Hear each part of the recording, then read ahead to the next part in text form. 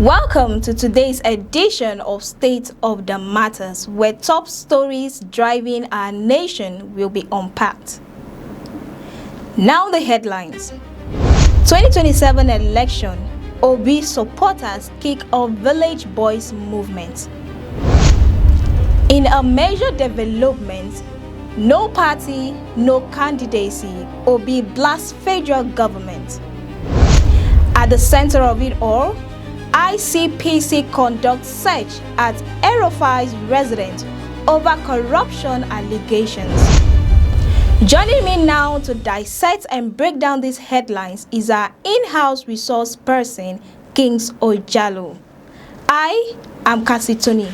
We'll go on a short break now. When we return, we'll dive into the discussion. Stay with us.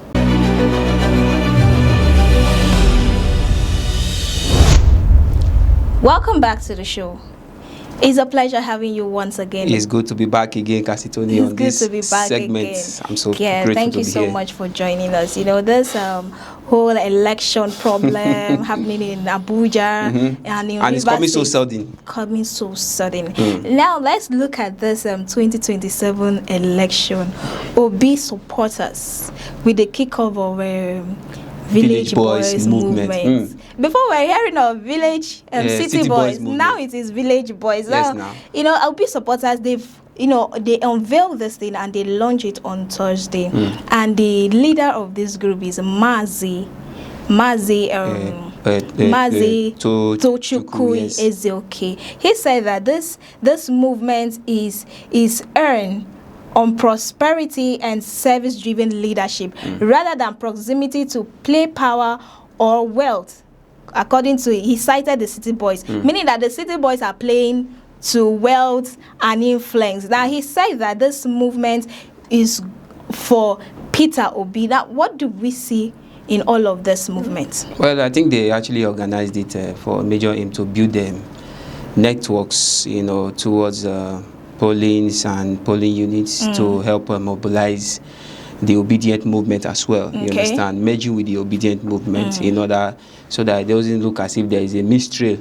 What I mean is that, based on what you said, there's what they call the City Boys movement. So the obedience movement has also merged together with, by the name Mazi Tochukwu, in order to clarify other coalition that look, the obedience have their own called the Village Boy movement in order to raise a grassroots movement that will help to mobilize a good rally hearing for Peter Obi and his 2027 presidential ambitions. Now, looking at it's organized for just like I said, to help stabilize fair hearing, because people don't really have ideas and have what it takes for the obedient to come at stake, to come in place concerning the 2027. So he is trying to make sure that Nigerians are aware of the new development Obi have for the federations and thereabout. Now, looking at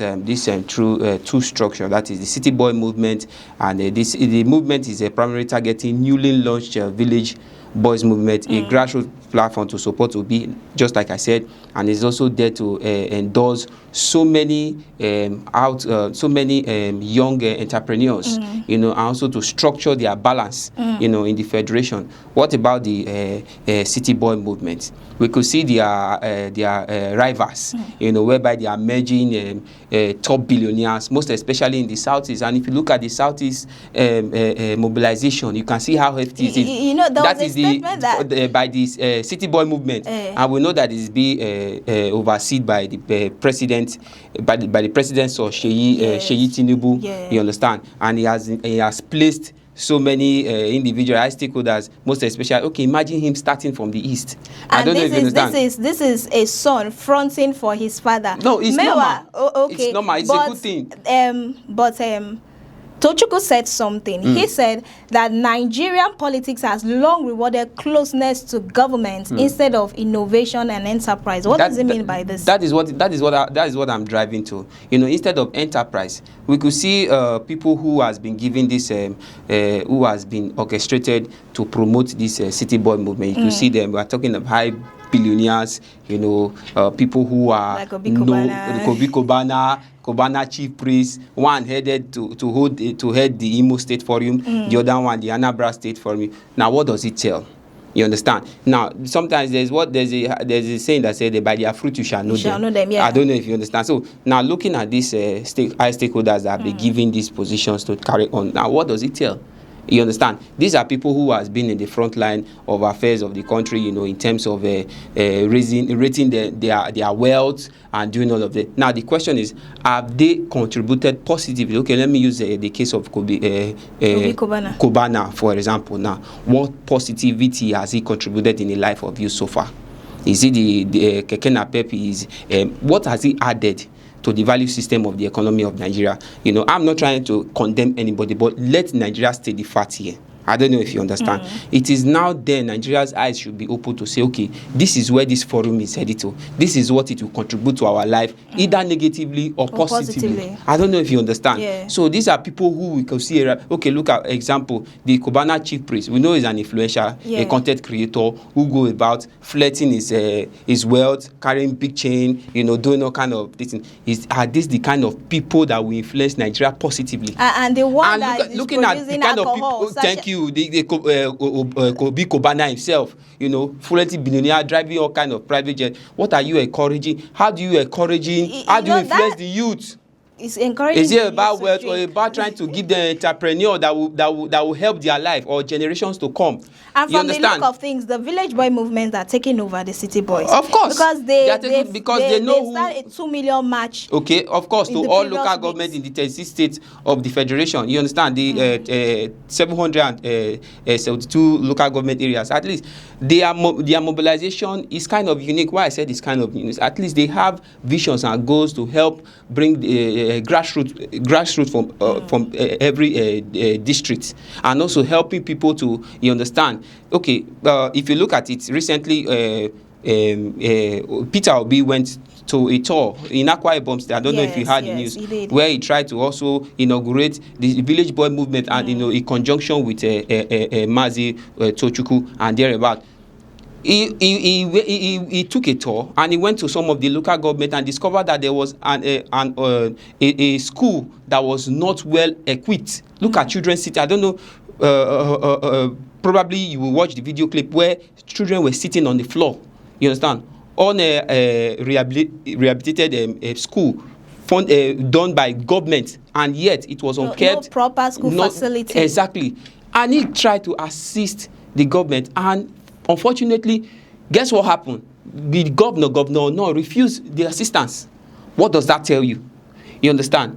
You know, Governor Umoino is actually of the opposite of the APC, ruling party. But does that mean that you shouldn't welcome an opposition who is trying to? We are not. See, I'm not saying Governor No shouldn't stand for his faith, shouldn't stand for his own political party or political stakeholders. No, what I'm trying to say is that this is someone who discovered an inch in your state, in your political affairs, in the system of Akwa Ibom, and you refuse and you debunked it. The same thing happened with in Edo State, where the governor of Edo State said Obi is not, when he was in the Labour Party, he said Obi is not welcome in the state. What does that tell you?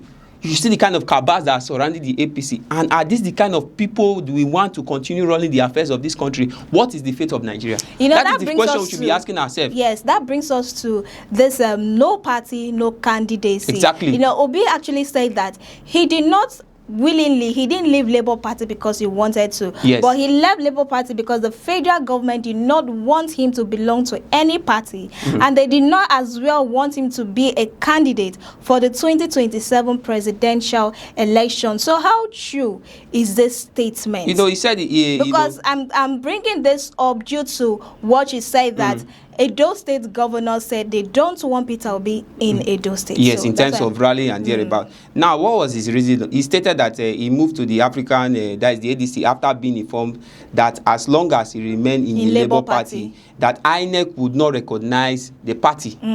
So it's like Obi being in that party, it was like a threat, and it was like his presence was really affecting the system of the party.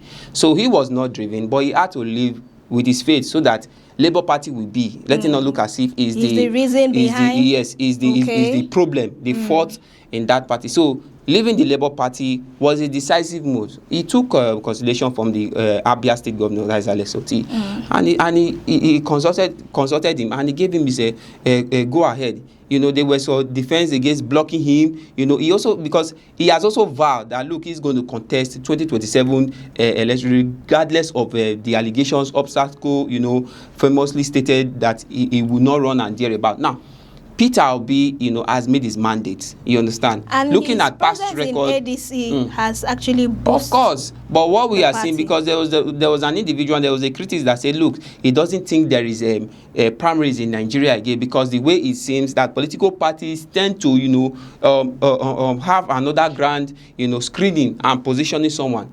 But the fact that Peter Obi being in the ADC and there are still high stakeholders there doesn't mean that there is no plan B. You understand? Obedience are everywhere. Yeah. So even if ADC currently denies him the right to be a flag bearer of that party for the 2027 presidential election, come on, there are other parties in Nigeria who will embrace him wholeheartedly. I don't know if you understand. Yeah. So the president trying to look for one or two, or the federal government trying to look for one or two, you know, way to stop his ambition, to weaponize his ambition for him not to gain, to be a flag bearer of any party system, is a waste of time. Because the obedient movement is okay, look at another movement now, village board movement. Is that not enough? Though they are not recognized political party, but let it be clear that Obi has a great mandate. Any political party and organic followers, because he has come about, you know, he has won the battle. You know, he won that any official who refused to count his own party vote will be counted, and, you know, will be assisted of criminality, and that is the truth. How can someone who is trying to, you know, having vision of liberating a whole food federation is denied access of gaining political rights? So what am I trying to say is this: look, the federal government know what they are doing. Recently, they passed a manual electoral ability law, because that is one of their plans. Now, Obi Nan is now stepping in, and they are seeing him as an obstacle. At least it's uncalled for. African leaders should learn to know that, look, there must be oppositions. This government seat with they are all fighting for is not entitled to one person. You go there, do your reigning, when you go to the presidency seat, let your administration speak for you. You leave there for other, and someone else will take over. Look at the Americans. They have the Republican and the Democrats. You understand? We've not had where the Democrats or the Republican or the party, platform where the president is now raising strong allegation against the opposition. All right, or so because your final thought on this is?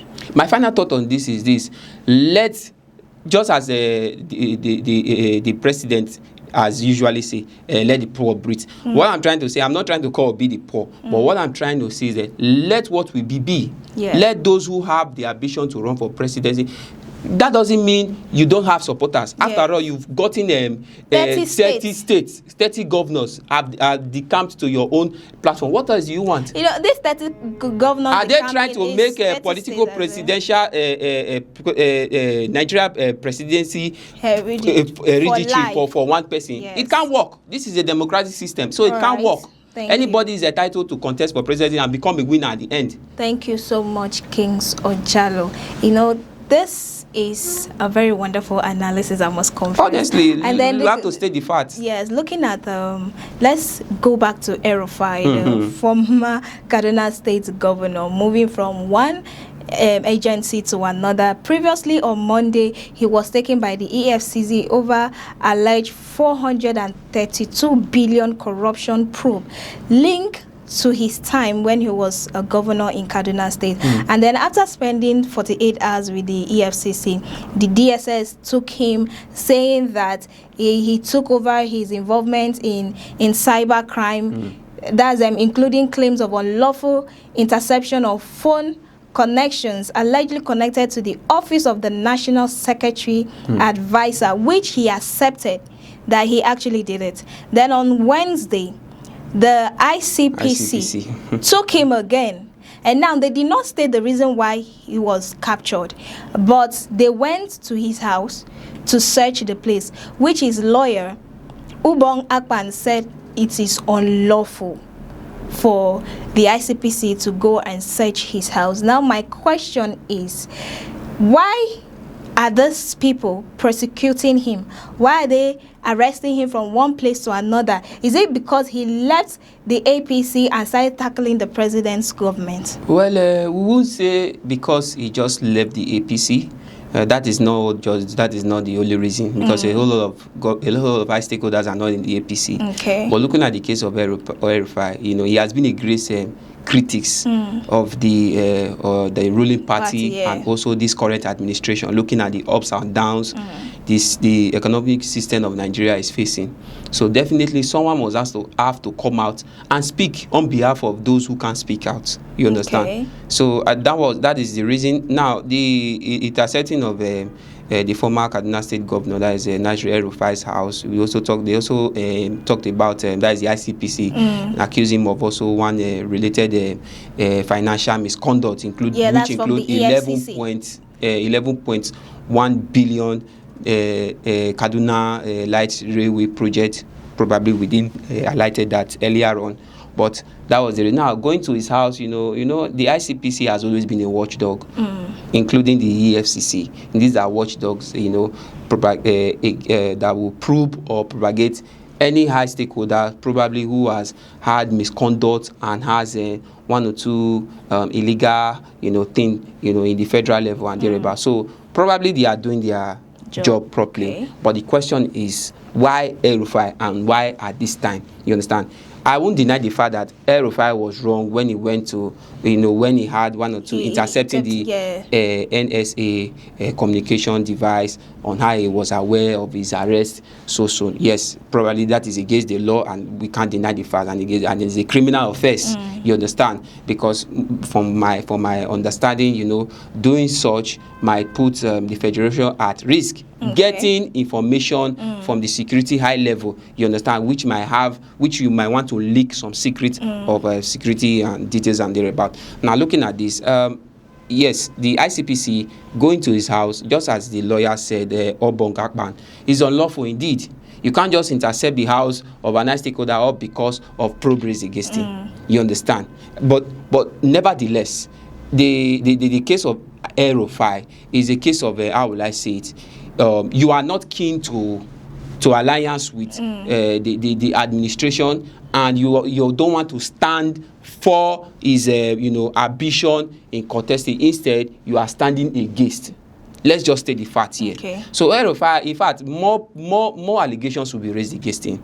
And let's be honest with ourselves. He's standing against the president. Let me tell you, even those who are in the APC currently, let me tell you, any one of them, I'm talking about those who have defected and those who are still there, any one of them who dares to defect, maybe probably go to another opposition, should await the great trials that will come for them. Because recall recently that the Minister of Aviation said that if there is any sense in the APC that is telling the greatest lies of his life. So to cut the story short is that El-Rufai has chosen to stay with the opposition, has chosen to stand against the ruling party. That is why he finds himself in this fate he is. Just as my colleague will usually say that if you join the APC, your sins are automatically forgiven. So that is what. But my own strong advice for El-Rufai is to stand with his face, because Nigeria needs to be secure from a big pothole at this moment. All right, thank you so much, King Sojalo. Thank you, Cassie. El-Rufai needs to stand with his feet, because Nigeria needs to be secured. Then, if you join the winning party, your sins will be forgiven automatically.